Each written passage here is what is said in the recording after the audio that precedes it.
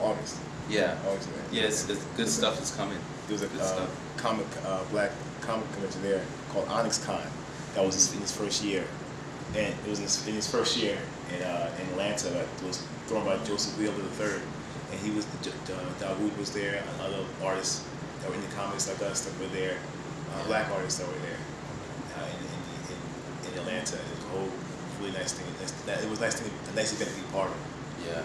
So yeah, we got to talk with Dawood. I stayed with him for a couple days at his house, and yeah, it was really nice. So yeah, be on the lookout for. Again, they're getting ready to put out a bunch of new material with the Brother Man comics and graphic novels and everything. So. Thank you. Yeah. I wanted to ask a question. When I came to the first Black Age back in '83, I was just in my last year of high school. At the time, I was really interested in being an artist, and I had a small group of friends, and we had formed a studio. We called ourselves Tribal Studios. Okay. And our goal was to do some graphic design stuff. And eventually, once we built up enough capital to start publishing our own series with these characters that we had made up. By the time I got to college, though, for whatever reason, things changed, and so I stepped away from the whole process of writing and drawing for much of the '90s, and again returned to that really in this decade. And so one of the things that I've gotten into of late is writing stories. And actually, my son has actually pulled me into that, because one day he came to me and said, "Hey, you want to tell me the story?"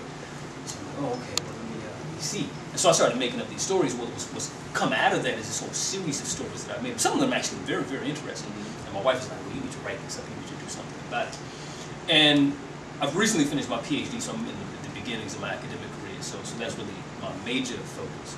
But I'm trying to eke some time out where I can really begin to put some of these ideas on paper and do something about it. My question is this, because I still haven't determined, what type of format I'd be most interested in, whether it's like graphic novel stuff or story format stuff. I'm not sure. Because some of them, the age appeal ranges, so graphic novel might have a broader age appeal.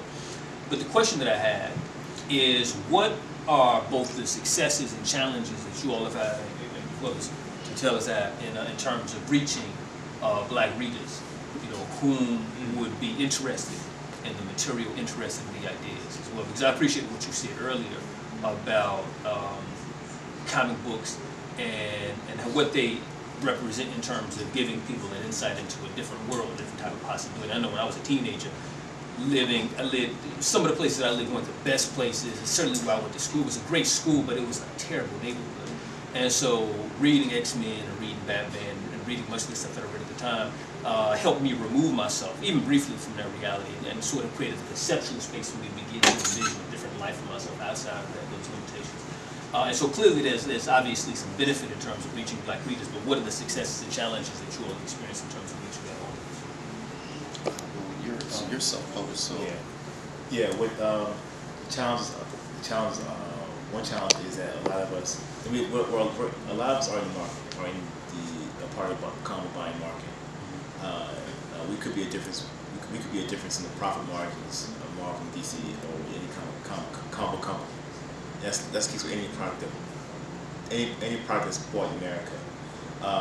The problem is that some people are really caught up in Marvel and DC comics, and it's just not just black folks.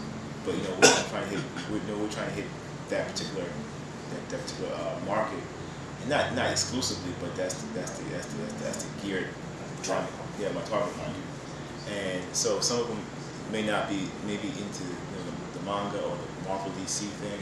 They may look at my comic or some else's comic and they may not really look at it for whatever reason. Because I feel that they're really wrapped in the Marvel DC thing. I'm not saying you should buy my book because I'm black.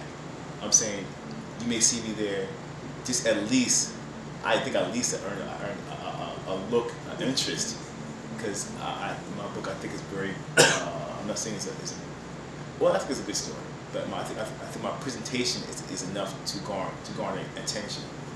Because I worked in the industry, I still do from time to time. I haven't done any mainstream books in a number of years. I may be doing them this year. I don't know yet, but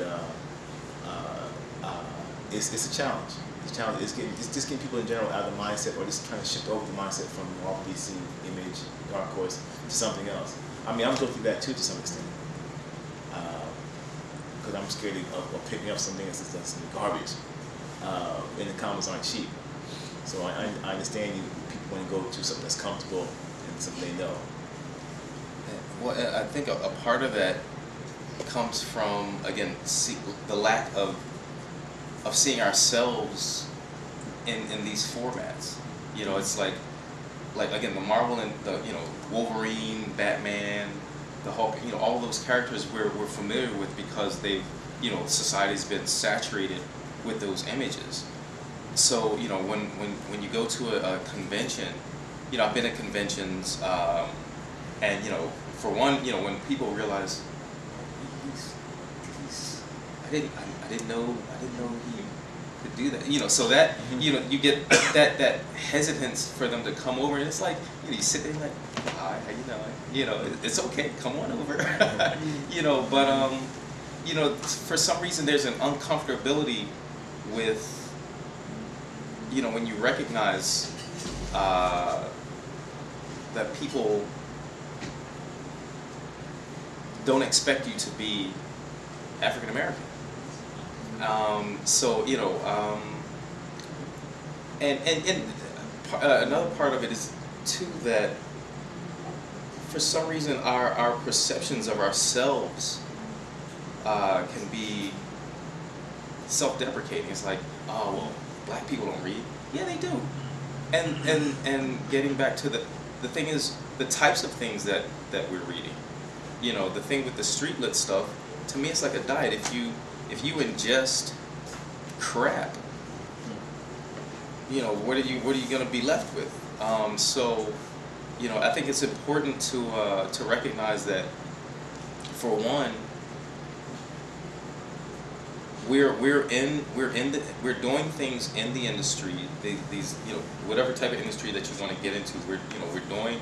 There are numbers of us in various types of industries trying to do positive things, and hopefully, you know, with events like this, you know, you can reach other people who have the same interests, you know, who share the same interests as you do, and, you know, you hope the words, you know, the word spreads, you know, friends tell other friends and that sort of thing, and hopefully using networks as, you know, like Facebook and you know, other you know, just trying to use whatever resources that we have available to us to get the word out of what's going on. You know, the positive things that are going on. You know, the negative stuff is always going to be, you know, because it's the loudest stuff going on. It's all, you know, people are going to see that stuff first.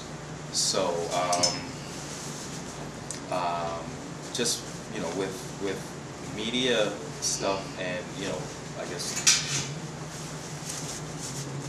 with putting stuff out like this, you know, it's always a question of distribution, you know, and I guess media attention.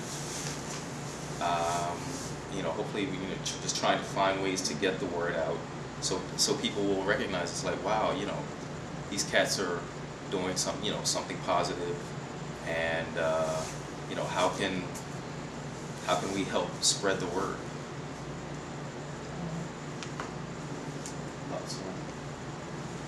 Tons. So I think it's really, I think also what you were saying, it's also about quality. Right. Yeah. It's very important that people get their money's worth, and the first thing they're going to look at is your art. You really have to have art that's of high quality. That's of high quality, and yeah, I'm sorry. I think that's it. I shouldn't have said thank you, because now I've derailed my train of thought. But yeah, the quality. I think quality speaks volumes, and people look at my books and they hear, oh, yeah, Lamorris makes comics, and they think, oh, well, you know, does he work for Marvel or DC? Oh, no, he doesn't. Oh, and then you hear and the shoe drops. And they look at your books, and they're shocked. Oh my goodness, this quality is perfect. Well, I am a pro. I've worked for publishers, you know, since '89, you know, '90. You know, I am professional, and I think that's a lot of it too. We have to, people have